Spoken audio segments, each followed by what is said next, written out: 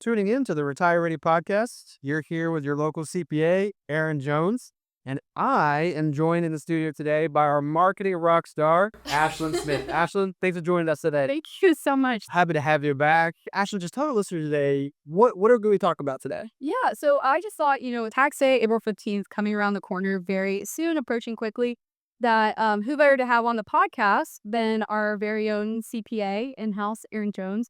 And so really, I think today we're just going to kind of go over with tax day coming up. I know for me and like most people probably listening, tax day is just, you're just kind of wanting to get your taxes filed and then kind of move on from it. But I also think it's a really great opportunity to kind of look at, what are some long-term tax strategies that you can be looking at and implementing into your retirement plan. So Sounds fun. Talking taxes is always a good time with your CPA, right, guys? yeah, Yeah, they're looking forward to it. Ashley, yeah, so go ahead, start anywhere you like. I know it's on everyone's minds as we approach April 15th, but what are some common deductions that are important to keep in mind when filing taxes? Okay, yeah, common deductions, great way to start here. So as we approach April 15th, there are actually a couple of things that you are still eligible to do as you get ready to file your taxes if you're looking for tax deductions. And so there are two types of deductions we have in the tax world.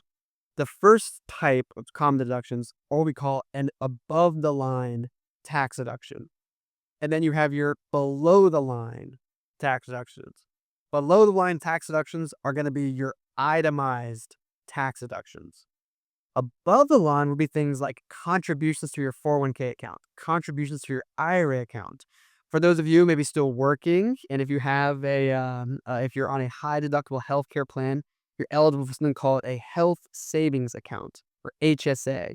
With an HSA, if you make contributions to those HSAs, that is also tax deductible above the line. You do not have to itemize your tax deductions to get a tax deduction for contribute to your 401k, your IRA, or your HSA. Now, of course, then we have your itemized tax deductions. Now, you're only getting a tax deduction, if your itemized tax deductions are above the standard deduction. So with the government, the way our tax code is organized right now, for a married couple, so if you file your taxes married filing jointly, and you're over the age of 65, or even if you're below the age of 65, basically, to use some round numbers for today, the government's going to write off $30,000 of your income automatically. Okay, you don't have to make charitable contributions. You don't have to pay state taxes. You don't have to have any mortgage interest.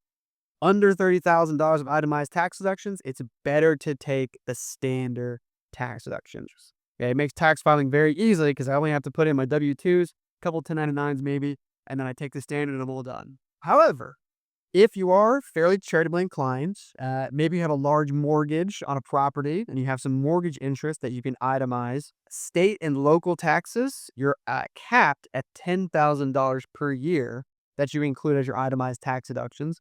And then if you just had an awful year of just medical history and you had a lot of medical costs incurred this year, if you incurred medical costs above 7.5% of your AGI, your adjusted gross income, that can also count as an itemized tax deduction. And so those are the four primary ones. Medical costs above 7.5% of your AGI, mortgage interest, state and local taxes, so like property tax or state income tax, up to $10,000, and then charitable contributions. Those are your core four itemized tax deductions.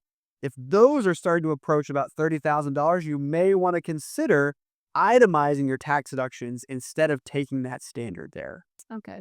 Yeah, that's great advice. Definitely some great things to be keeping in mind.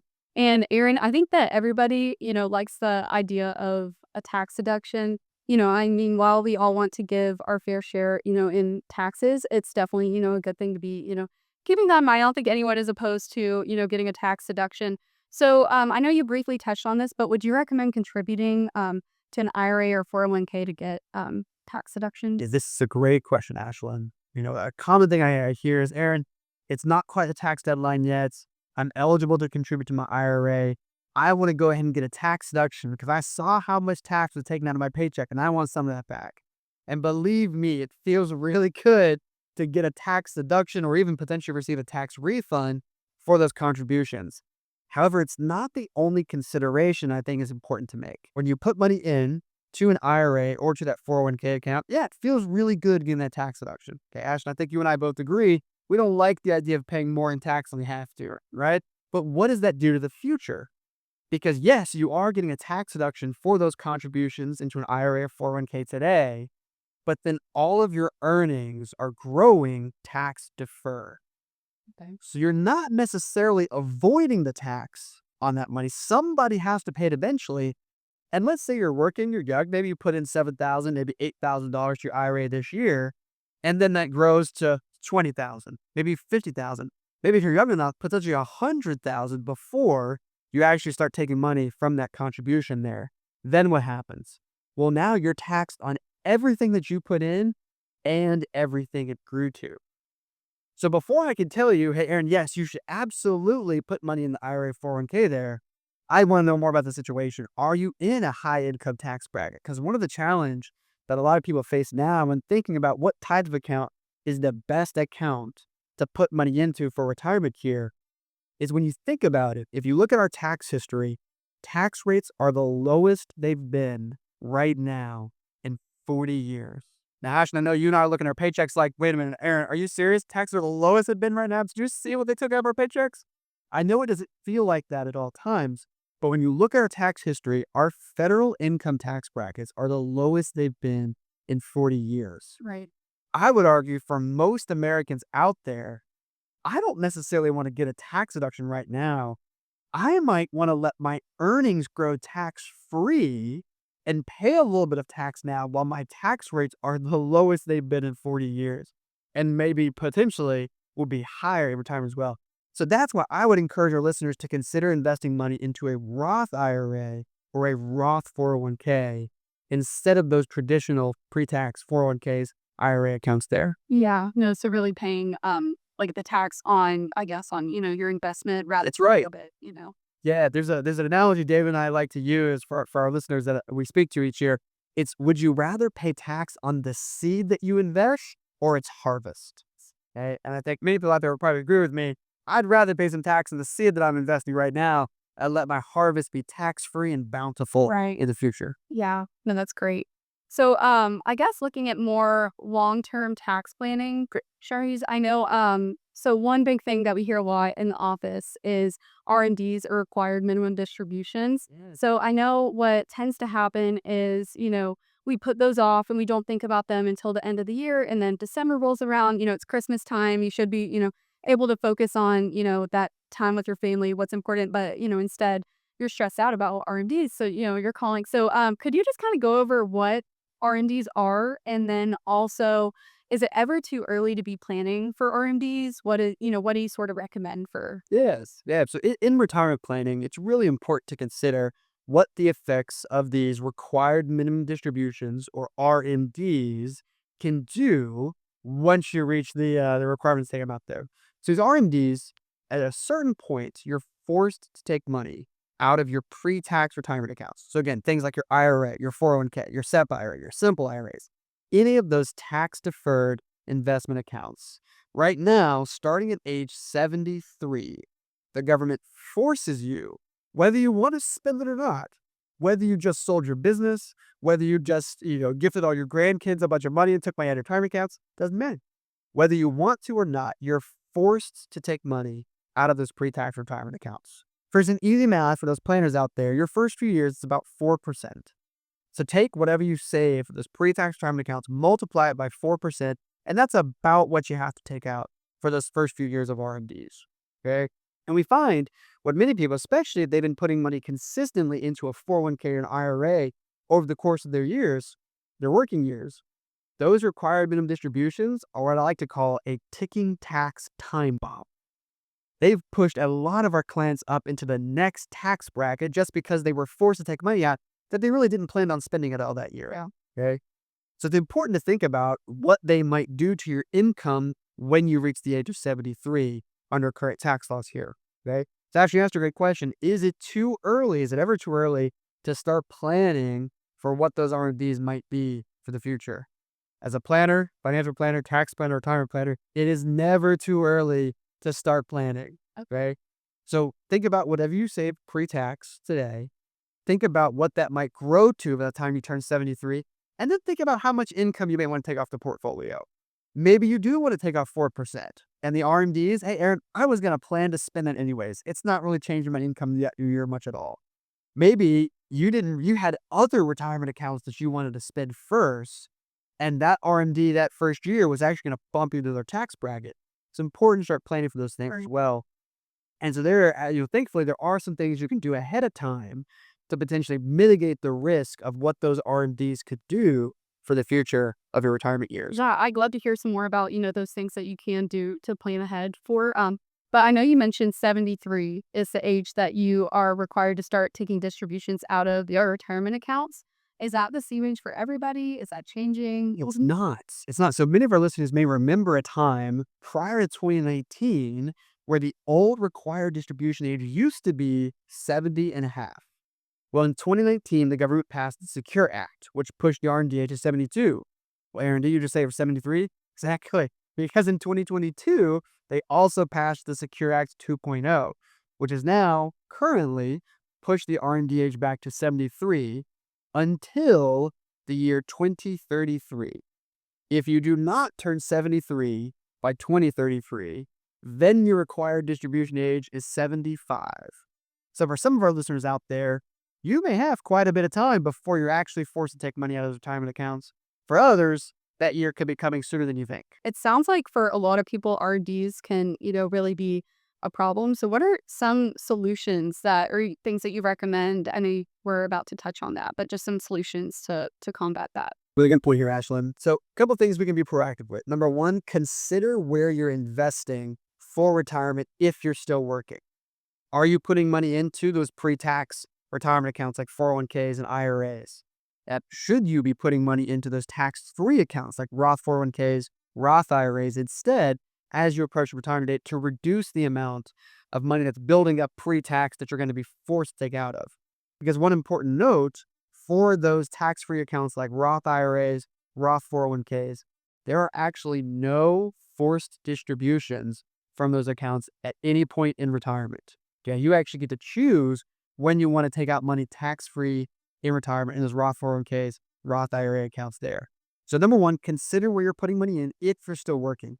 If you're in retirement, one strategy that I think is a no-brainer for a lot of people, but particularly people who may be worried about RMDs for the future, is a Roth conversion strategy, right? So let me break down the differences here. So IRAs, 401ks, you get a tax deduction for money putting in, for the money you contribute into those accounts. And then all of your contributions and all of your earnings are taxed when you take it out in retirement. And you're forced to take it out at a certain date, a certain portion each year at least. Roth 401ks, Roth IRAs, you're putting in after-tax dollars. So you are paying some tax to put money into those accounts based on your wages, based on your income that you make every year. But then all of what you put in and all of what it grew to is tax-free in retirement. Yeah. Okay. So actually, one thing that our IRS allows you to do, even if you're not working, you don't have earned income, if you have money built up over the years in those pre-tax retirement accounts, IRAs, 401ks, you can actually convert that into a Roth IRA. What happens when you take money out of a retirement account, though? Ashley, I'm going to put you on the spot. When you take money out of the IRA, what do you have to do? Pay taxes. You got to pay taxes on it. Aaron, why the heck would I want to pay taxes when I don't have to pay them ahead of time? Okay. As we talked about, tax rates are the lowest they've been in 40 years. For a lot of people, I meet with hundreds of families throughout the year. For most of the families I meet with, it makes sense to pay a little bit of the tax right now so that my future contributions, my future earnings are now growing tax-free when potentially in the future taxes could be much higher than where they are now. Yeah. And now my income I can actually generate tax-free in a Roth IRA. No, that's really good. And I know with the Trump tax cuts expiring, when did this expire again? So those actually expire this year. It's a big year for tax planning. I am quite hopeful and I would say quite confident that a tax bill will get done and these rates may be extended for a certain period of time into the future here, but we don't know just yet. It's not guaranteed. Yeah, no, that's great. And it really can make such a big deal. I know that's, as our CK on staff here, that's a big thing of what you do for all of our clients here is held out, Roth conversion plans for them. So I know you firsthand probably see, just how big of a difference that it can really make on a retirement plan. Between a family getting tax-free income retirement, we built out Roth conversion. Hard to believe sometimes, but we built out Roth conversion plans where once you're fully converted, you will have paid your last dollar of federal income tax. It's kind of hard to believe when you see how much you might have to pay to do it. But eventually, if your money's coming from Social Security, maybe a pension, if it's a small pension, and that Roth IRA there's a plan out there where you may have paid your last dollar of federal income tax by doing Roth conversion planning. Amazing. So I'm sure that's what you mean when we hear the words tax for retirement. That's right. Exactly right. It's absolutely possible when it makes sense. Again, I don't want you to pay more tax than you have to pay. But if the Roth conversion numbers make sense, you can build a plan where you're completely tax-free retirement. That is amazing. Wow. So one other thing, just to touch on quickly before we move on to, leading a tax efficient legacy is, what are some of the biggest issues or maybe the biggest issue that you see retirees making today? It's a great question, Ashlyn, and this might be a little controversial, but what I'm going to say is putting money into the IRA 401k account. Aaron, should I not contribute to my company 401k account? What about my match? It's absolutely great to get a match. But again, we have to consider what the tax consequence of our retirement account contributions is. It was a very easy sell to the American people when the 401k was first announced and passed into tax law because tax rates historically were still a little high when that law passed. Okay. And then you're like, okay, the government said, hey, your income might be high during your working years and careers, during your career while you're working. Your income might be lower in retirement. Tax rates were still historically a little bit high at the time. We're going to invent this vehicle called a 401k. You can tie it to the stock market. You can invest in bonds and fixed income, in stocks, and the S&P 500, different indexes. And then you're going to get a tax deduction for those contributions in there. And then you get to pay the taxes later on in retirement where maybe tax rates are lower or your income might be lower in retirement. When that law first passed and the 401k first invented, that was an easy sell to the American people. Made a lot of sense. Unfortunately now, when I think back or when that law first passed to where our country is now, we are in the exact opposite tax environment. We are now in historically an extremely low tax rate environment, and we have a high risk that taxes could be higher in the future here. I found for many families, it does not make sense at all to be putting money into those 401ks and IRA accounts, depending on your income levels. It does not make sense at all to get a tax deduction for those contributions into pre-tax accounts like 401ks or IRAs. So I do agree with the sentiment of getting your company match. That's the only place you can guarantee a 50% or an 100% return on the contributions going into those accounts. But consider if your company offers a Roth 401k that you could put retirement account money into, which would be taxed when you put money in, but tax-free in retirement, all of your contributions and your earnings as well. This is a point that I think many people miss, that if your ordinary income might be pushing you into the 22% tax bracket in retirement, even putting money into just a brokerage account where maybe you've got to pay some capital gains taxes on retirement, capital gains are only 15% for most people, potentially 0% if your income is under a certain threshold of retirement as well. And so even just a simple brokerage accounts, once you've already gotten your match, could potentially be a better option or a more tax efficient option for those retirement account contributions there as well. Yeah. Yeah. That's really, really great. So I guess moving on to leaving a legacy for, a tax efficient legacy for kids and grandkids. So I know a lot of our listeners out there and clients may have kids or grandkids or beneficiaries that they do want to pass on and, really bless their heirs when, they pass away or even before then, if it is possible. But do you have any tips or advice on ways to leave a tax efficient legacy for you kids and grandkids? Yeah, that's a great point, Ashlyn, because you said something there that I think is pretty powerful. Tax efficient legacy. Because many people think, okay, well, Aaron, I want to make sure my money lasts me throughout retirement.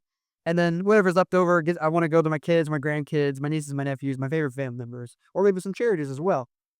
And that's all well good. But as a tax planner, I also want to make sure that all of the money you've worked so hard to build over your careers. You've sacrificed, you've been diligent, you've been prudent, you've invested well, you've made great decisions, you've enjoyed yourself in retirement, you've made great decisions. I want to keep as much of that with you and your family as possible. And that's where the tax piece comes in. Because especially, again, I keep harking back to these IRAs and 401k accounts. They can be good tools. They can cause a lot of tax problems as well. Because if any money is left over in a pre-tax retirement account, IRA, 401k account, that money passed on to a non-spouse has to be fully depleted within 10 years. And all of that income recognized over that 10-year period here. So let me give an example. Let's say you had a husband and wife, did marry, married, great family, great career here, 2 kids, and you had saved $1 million in those pre-tax retirement accounts. If that's the money that your kids, your 2 kids leave, that's $500,000 a piece pre-tax. They both have to fully deplete within 10 years. Wow. If those accounts don't grow at all, which I think we can all agree, as yourself as well, we'd want those accounts to continue growing over that 10 years. But even if they don't grow, that's $50,000 per year on top of their other income they're already making that they are now taxed on every single year for those 10 years and then fully depleted by the end of that 10th year there. That can cause significant tax nightmares.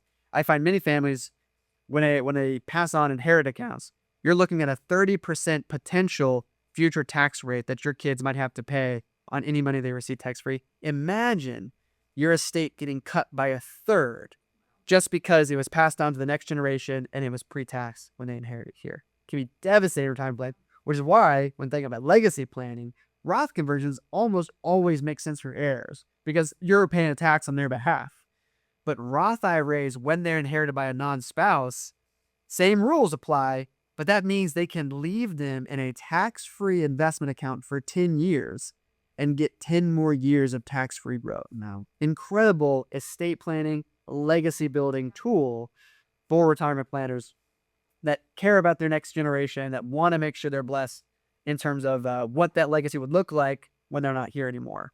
But that's not the only piece of the puzzle to figure out. It's amazing to leave that big pot of gold at the end of the rainbow, and a lot of our clients still want to do that and make sure they've got enough to live on over the course of retirement. But a big shift, Ashlyn, I think we're seeing, and a lot of our clients personally, but also in the culture around us, is spending more of that inheritance with them in their lifetime. Okay? Family trips, okay? Family cruises, going to Disney World together, buying a suite in Italy to take the whole family to experience a beautiful new culture with. It's great to do those things as well. And so there's also ways to do this tax efficiently. We talked about a few of these details here. So a lot of our family, our clients, like the idea of providing for my grandkids' education. Right. Okay. And there's a couple ways to do this. You can do Coverdell accounts. You can also do the more common type 529 plans. Okay. 529 plans, you actually, as a contributor to that account, if you go through the state, get a state tax deduction up to $8,000 per beneficiary that you give to. So a 529 plan, you potentially get a state tax deduction for contributions going in up to $8,000 of contributions. And then if that money is used for the grandkids' education, and you can also use it for private school as well, up to $10,000 a year, but especially for college, all of its earnings and contributions are now tax-free to the grandchild as well. So I love 529 plans. If you want a little bit more flexibility and you kind of just, you want to be able to, hey, you can use it for education, but you could also use it to buy a home for instead. You can also consider what's called an UTMA or account, UTMA, Uniform Transfers to Minor Account. This one is, I won't call it tax efficient because it's a brokerage type account. So if it earns interest or dividends or you sell stock at a gain, you are paying taxes, but it provides more flexibility to your kids or your grandkids that may be under the legal age of whatever state you might be in, a legal age of 21 here in the state of Georgia. It can provide financial flexibility for education or for buying a home, doing some things they want to do post their education career as well. That really is great. That's, incredible, way for grandparents and, Yeah. parents to, look at ways to get back to their grandchildren. But I have another question. So is there a way, I know you just discussed 529 plans and up my accounts, but is there another way that you can give to, your loved ones, your family while you're still living, before you pass away, Yeah. Gifting, the IRS is actually made pretty simple right now. So this would be under the gift rules. Okay, because the IRS actually allows you just to gift your money to your family outright. And if you're under certain limits, then the person giving the gift and the person receiving the gift don't have to do anything at all. So these fall under the gift tax rules of our IRS code, which also fall under the estate tax laws. Right now, a husband and wife can pass on $28 million estate tax free. Estate tax free. Okay. That affects very few Americans out there. Definitely affects some, but it affects very few Americans out there. Yeah. Okay. What the IRS allows you to do under these gift tax laws is a husband and wife can give it's 2025, $19,000 per year per person. And you don't have to file a gift tax return. You don't have to file anything in your tax. You don't have to even let the IRS know that you're giving the gift here. And so if you just want to get your money to your family outright, you can do that.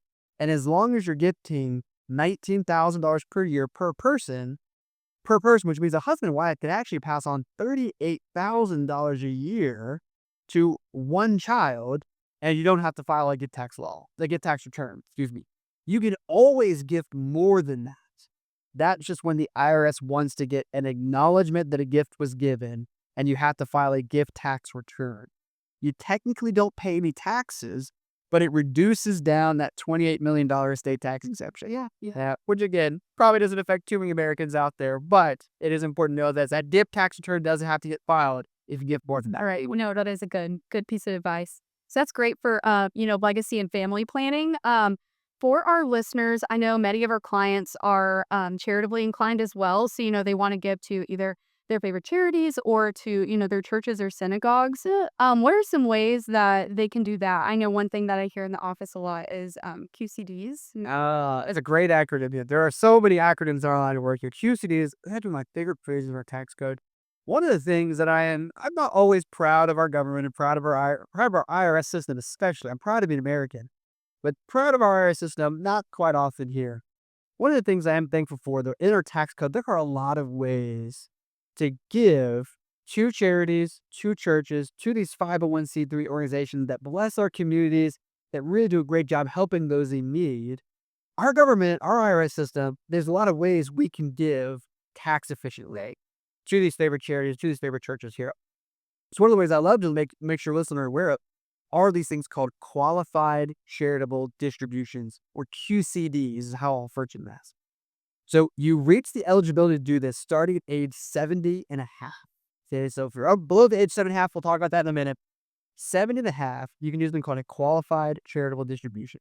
As long as the money comes directly from your IRA to a qualified 501c3 done as a QCD, it comes out completely tax-free. Wow. And the other great kicker is, once you reach required distribution age from the IRA accounts, which is 73 or potentially 75 for some of our listeners, then whatever amount you give also satisfies that amount of your required distribution, right? If you're not itemizing your tax deductions, giving as a QCD, if you're over the age of 7.5, is an extremely powerful way to get and actually get a nice tax benefit by doing so. Yeah. Yep. No, that is great. And I know, obviously that's not the reason we give, charitably. It's really to, give back to our community and to those organizations and charitable causes. But, it is nice to, have a way to do that and, receive a tax deduction as well. But I was also wondering about donor advised funds. Could you tell us a little bit more about that and how that kind of fits into the charitable giving? A lot of this comes down to our current tax system. So right now, if you give to a church or charity out of your bank account, the IRS is going to treat that as an itemized tax deduction. Well, Aaron, I take the standard deduction of my tax return. So are you saying I don't get a tax benefit by giving if I don't itemize? That is correct. Okay? If you take the standard deduction for all of those charitable contributions, unfortunately, in our current tax system, you are not getting a tax deduction for those contributions. To Ashlin's point, we don't always give for the tax benefit. We get to give and bless our communities, and I'm absolutely a proponent of getting more to our communities than I think we can, giving more than I think we realize for our communities there. It's amazing to be able to, if you're doing well financially, to be a blessing to your communities and to those around you. It is an amazing thing. But if I can get a tax benefit, I'd like to do so as well. Yeah. And so this is where things like donor advised funds can be a powerful tax strategy if you're very charitably inclined. Because the way donor advised funds works is it allows you to front load a number of years of charitable contributions into a donor advised fund, which is a special type of account for charitable contributions. You actually get a tax deduction for investing into the fund itself. Okay. So I usually don't recommend to do this unless we've got about $50,000 we want to put into a donor advised fund. That way we can ensure that we're itemizing our tax deductions in years like that because it's still treated as an itemized tax deduction. But what I love about the donor advised fund is number one, you get that straight up front tax deduction. If you have a high income year, let's say you get a big Roth conversion maybe, or you sold your business, you had a big tax deduction, you had a big tax event that year, you can do these donor advised funds to get a big tax deduction that year up front. And then the donor advised fund, you could actually keep invested if you want to. And then all of the contributions, all of the growth from a donor advised fund goes to your charities per your discretion, however much you want per year, to your favorite charities, your favorite church, your favorite synagogue, tax free. Wow. So all the growth that can be treated kind of like a Roth IRA, where instead of having to pay taxes to get in there, or an IRA maybe, you actually get that tax deduction up front. And then as long as you're giving to charities there, you don't get tax deductions in future years, but all of the growth in that account then grows tax-free to those churches and charities. Yeah, that's awesome. That's great. Well, thank you so much for, sharing more about ways that we can, really provide a tax efficient legacy for our beneficiaries and, to give charitably as well. So now I think we have a little bit of time to discuss Social Security. Okay. I know that's definitely one of the biggest concerns that we see retirees and, our clients come to us and, people we meet with is Social Security. So, really, how should they be taking Social Security? At what age should they start taking it? Is it going to be there when they need it? So could you just touch a little bit on? All sports considerations are Ashlyn. So Social Security it's a big decision as you get ready for retirement. When should I turn on Social Security here? And there's a lot of inputs, reasonings, variables maybe, that go into when should I turn on Social Security here. And so for most people, I do recommend you turn on Social Security as soon as you need it. And so even if you were going to retire early, let's say at 62, well, Aaron, that's the lowest my Social Security benefit will ever be. Why would I turn on Social Security at 62? Because even to delay it, that means you have to take money from your own pocket in most cases. Now, maybe you've got a rental property or a pension that you're going to live on first. So if you didn't need it, yeah, there's an argument to delay it. But if the question is, Aaron, do I take more from my own pockets or do I go ahead and take what the government's going to give me? I do recommend a turn on Social Security. Part of that reason is actually a tax reason. Under the current tax laws, up to 85% of your Social Security benefit can be taxable in retirement. It's not taxed at 85%, but let's say your Social Security benefit was $2,500 a month, $30,000 a year. 85% of that $30,000 could be included as taxable income in retirement. But that means even if you make a lot of other income, 15% of your Social Security benefit is not taxable. 100% of your IRA account, your 401k account that you may want to generate income for is taxable. 100% of your dividends, of your interest, are taxable in those brokerage accounts there. So partially, it's a tax savings reason. The other part of it is hey, I'd rather keep more of my own money intact and go ahead and take the government that's going to give me here. Now, so number two, Aaron, is Social Security going to be there when I need it? Okay. So there is a portion of those Social Security benefits that get paid out of a trust fund in our government. Under the current estimates, that trust fund is set to run out at some point within the next 10 years, closer to that 10-year mark, maybe 7 to 10 more years. While that does seem alarming, only about 15% of our Social Security benefits currently get paid out of that trust fund. So could I see a world where a portion of our Social Security benefits gets reduced, maybe by 15% at some point in the next 20 to 30 years? I see a world where that can happen. Okay, now I don't put it past our government to wait until that last day where the trust fund's about to run out to make a decision and change everything completely. It could happen. But yeah, Social Security, the math isn't great on Social Security right now, but is it going to go away in the next 30 or 40 years? Very unlikely. Now, our Social Security tax right now actually pay 85% of the Social Security that's out there. Actually, I think I can speak for you if that's okay. we're not going to stop working anytime soon. Okay. We'll probably zero see. That's right. So that's right. So Social Security benefits are going to be there for the next 30 or 40 years, but could they get reduced? Potentially for the future year. Okay. That's another reason why I do recommend taking on Social Security early so we can try to maximize the benefits we can receive from that. Yeah. So what are the questions around Social Security do we have here? Yeah, I think that sums up a lot of them actually, but one other one. So Social Security, how are spousal or survivor benefits calculated? Well, this is a great question. So again, going back to some things our government does well, some things they don't do well. One thing I think they do particularly well is they do help protect spouses. Right? And I actually can speak to this as a personal example here. So if your spouse doesn't work, like let's say you were married and one of your spouses stay home with your kids. That's actually the goal my wife and I have while we're raising kids. Is my wife has always had the goal of wanting to be a stay-at-home mom. She's a teacher by trade. She's an amazing teacher. And I'm actually going to be very thankful to have a teacher in the home that can help me teach our kids in the future. Exactly right. But she's always wanted to stay home, and I'm very thankful to be in a position where she's able to do that. But that means that for the majority of her life, she will have never paid into Social Security. And by the time she's ready to retire, if Social Security is even there, her Social Security benefit would likely be very low. But that's where our government has set up a spousal benefits for Social Security. And so even if your spouse hasn't worked a day in their life, if they're married at your full retirement age benefits of 67, your spouse is entitled to receive 50% of your full retirement age benefit, whatever that is. So let's say that benefit might be $3,000. Your spouse at age 67 is entitled to receive $1,500 per month just out of the benefit of being married to you. Okay. Wow. It's a really great provision to help spouses in retirement, even if they haven't worked and you've been the primary breadwinner of the family, to actually get a little bit of Social Security benefits as well. Right. And then you have on the flip side the survivor benefit. Okay. So even if your benefit was the lower of the two, whatever spouse, if they pass away first, the highest Social Security benefit that's received by either spouse is the one that's retained in the case a spouse passes away or a spouse away first. Now, so these are great provisions in our government, in our Social Security system, that really try to just benefit spouses in the case of a spouse not working or a spouse retiring sooner in time than we would expect here. Right. So even with both spouses still living, the other spouse is, entitled to 50% of 50%. Yeah, whatever benefit's higher. If their personal benefit is higher, right, that's what they'll elect.